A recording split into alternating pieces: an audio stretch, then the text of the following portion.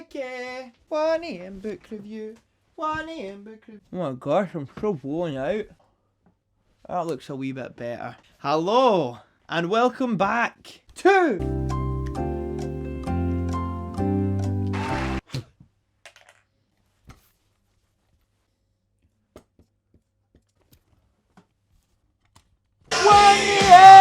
book review, baby. Today on 1 AM book review, we are back. It's May, innit? It's the 3rd of May as of recording this, which means I am officially ready for my April wrap up. Can I get a hail? So, without further ado, let's get into them.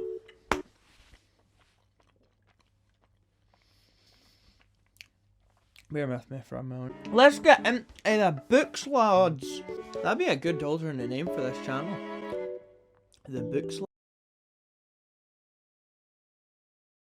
So let's get into these books, shall we? Starting off at the beginning of the month of April, which is what we had then. I read, because the sun was out, The Metamorphosis by Franz Kafka. It's a short story. It's about a man named Gregor who wakes up to find himself having been transformed into some kind of giant insect. It's really not that long. It's only like 40 pages long in this edition, but this has other stories in it. But yeah, I really enjoyed it. I thought it was excellent, actually. When I started reading it, I sat in my garden and I was spied on by my neighbor Kathy. And when I started reading it, I thought it was sort of like an allegory for depression, which I think it could be. I think it really is one of those stories that's totally up for interpretation. But what I loved about this is that it's a really excellent commentary on sort of nature versus nurture.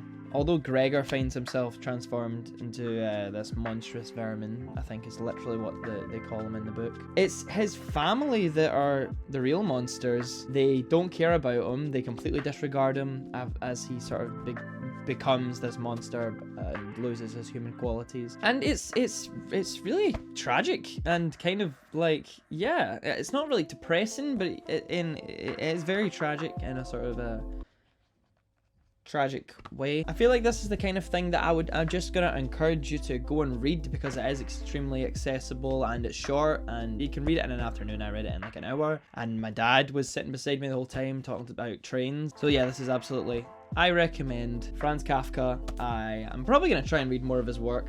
I'm not actually that familiar with a lot of his work, but I'll give it a go. 4 stars out of 5. Next one now. I said I wanted to try and get through all my Matt Haig books. However many videos ago I did that. So I read The Last Family in England, which I think is called the Labrador Pact in some places. It's the story of this Labrador named Prince and his family. The dad was named Adam, actually, which I liked because I'm self-centered. And it's just about this dog kind of being a dog and trying to look after his family. And there's this sort of a hierarchy of dogs. There's the Labs and the Springers. It is a little bit of a Montague's Capulets kind of situation, but there's not really a romance. But I enjoyed it to an extent. I think it's the least favorite of Matt Haig's work that I've read so far, which is to say that it wasn't bad. It is still very fun and lighthearted and has got dramatic moments, which are very dramatic in this book. Matt Haig does a lot of mental health stuff in his books because of his personal battle with depression, which I think is really admirable, and I love that. It looks like a happy book for the most part. It is. The last part isn't so much. If you have a beloved dog and you're worried that it's on its way out, don't read this. I gave it 3 out of 5, but it's probably closer to a 4. Let's say 3.5 out of 5 for now. And yeah, Matt Haig is he's a queen. Next one. Oh shit. Then I said I was going to try and get through 8 books this month. I only managed to get through 6 because it was a busy month. I had assignments on. And for whatever reason, I decided to read like the longest book ever, which was Christine by Stephen King. It's actually not his longest book, but I think just because here's the thing. This book never really takes off. That's it, that's the sentence. Christine isn't really any more interesting than its basic premise. I feel like there's only so many things you can do with a haunted car, really. And it's not even haunted. I listened to the audiobook, and the narrator does a great job with the content, which is not the best King work. I think you can tell that he started getting into the you know, the heroin stash a little bit with this one. It's just kind of excessively long, and even some of King's other works that wander a little bit, I still managed to get into and found enjoyable. Bag of Bones is like one of his most underrated books ever, and that's just like wonders so much. But yeah, I just don't care about cars, I guess, especially haunted ones. It's basically the story of this guy. He becomes obsessed with this car he buys, and you know, as interesting as that sounds, if you can call that interesting sounding, it's just a lot of fluff. I hate to say that, but it just is very Stephen King in all of the worst ways. I gave it a 2 out of 5, and I didn't hate it. Some of it is very chilling, but it doesn't really make up for the boring side plots and characters I just didn't care about, even though he really tried. God bless him, did he try. Alright, I said I was going to try and read a non-fiction book this month. That was one of my goals. So I picked Wake Up by Piers Morgan. Controversial one, everyone. The thing with this book is that I kind of went into it expecting this to just be Piers Morgan ranting about, you know, the usual Piers Morgan fare. And that's kind of what it is. But I have to say, I was pleasantly surprised. If this isn't ghostwritten, I will eat my hat. This one right here. I will personally eat this hat. Kind of dense. Hopefully it was ghostwritten. It serves much more as a sort of chronological memoir of 2020 rather than just Piers Morgan having a go at random stuff.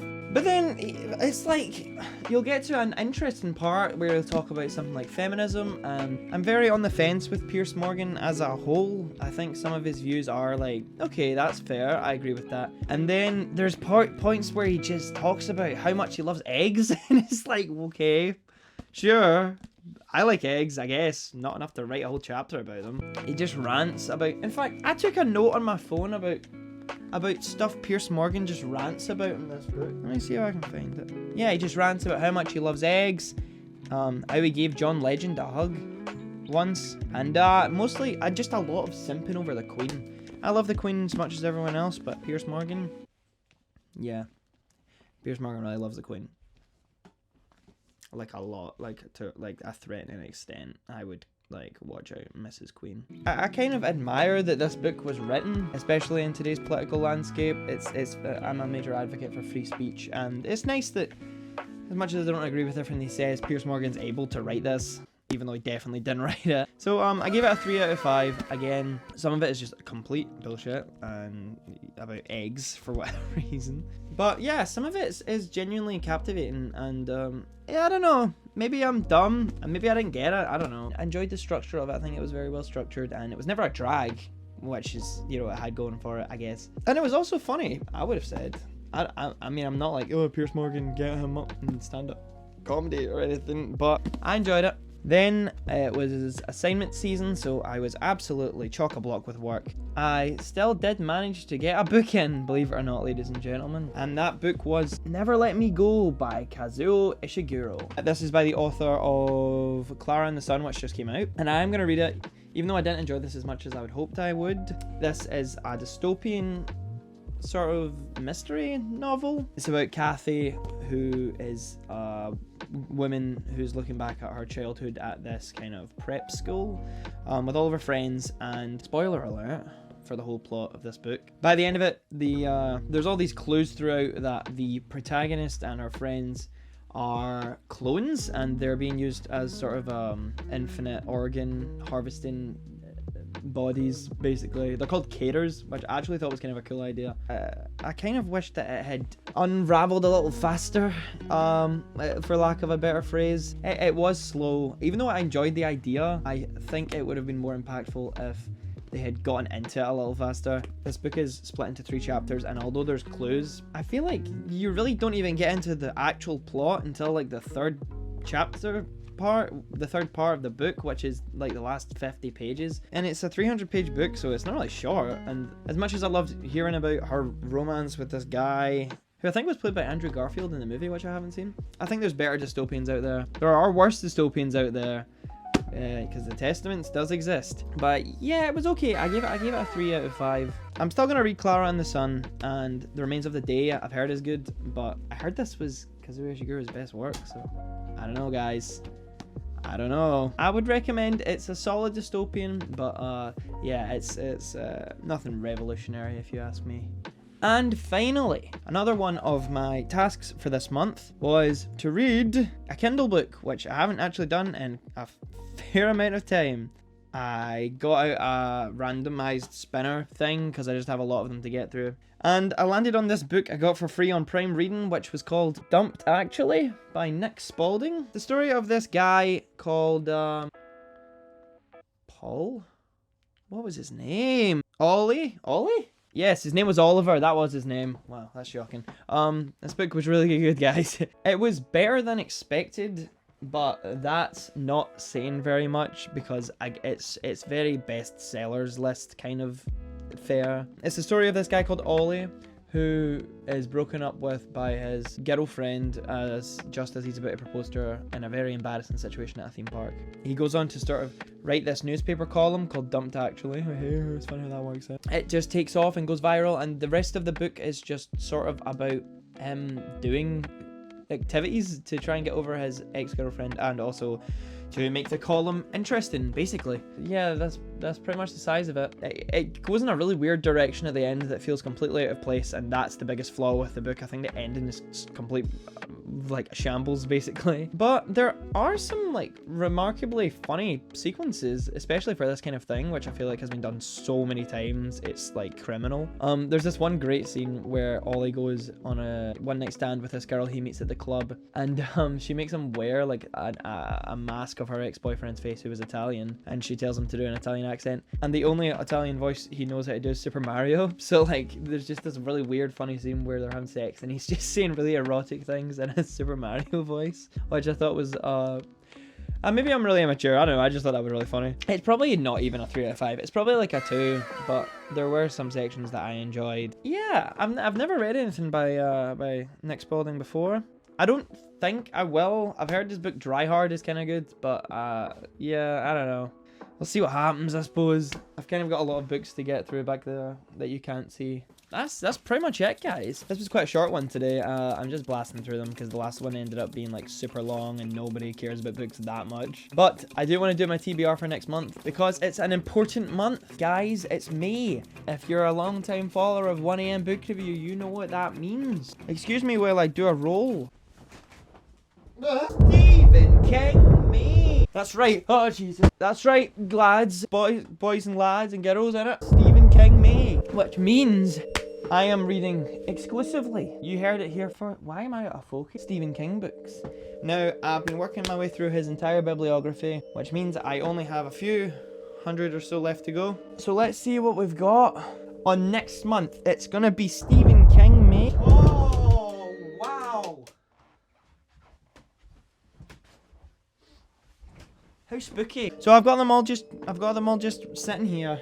So we have The Gunslinger, Cycle of the Werewolf, The Talisman, which I bought off of eBay and doesn't have a cover on it for some reason, Eyes of the Dragon, The Drawing of the Three, Skeleton Crew, that's a short story collection I do believe, Dark Half, and finally, wishful thinking with this one, but I'm going to try and read it because I've had this book for literally 4 years and I still haven't read it yet because I'm scared of commitment. And I read The Stand, which is his longest book, but this is his second longest and isn't that much shorter, so that'll be fun. So there you go, everyone. I hope you guys enjoyed this episode, and yeah, if you like these videos, please share with your family and friends. I need to start making some money here. I forgot to do 2 videos this month because I am lazy. And that's about it for 1am Book Review today, guys. Please remember to leave a like, I'm begging you, I need the clout.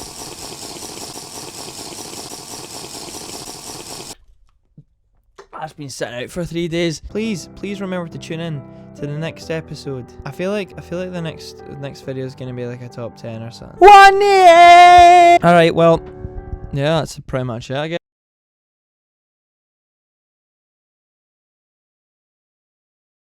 Look at the actual state of this bed now. I need to sleep here. Like, Stephen King has taken over the bedroom. If you know what I mean. And like, as in having sex.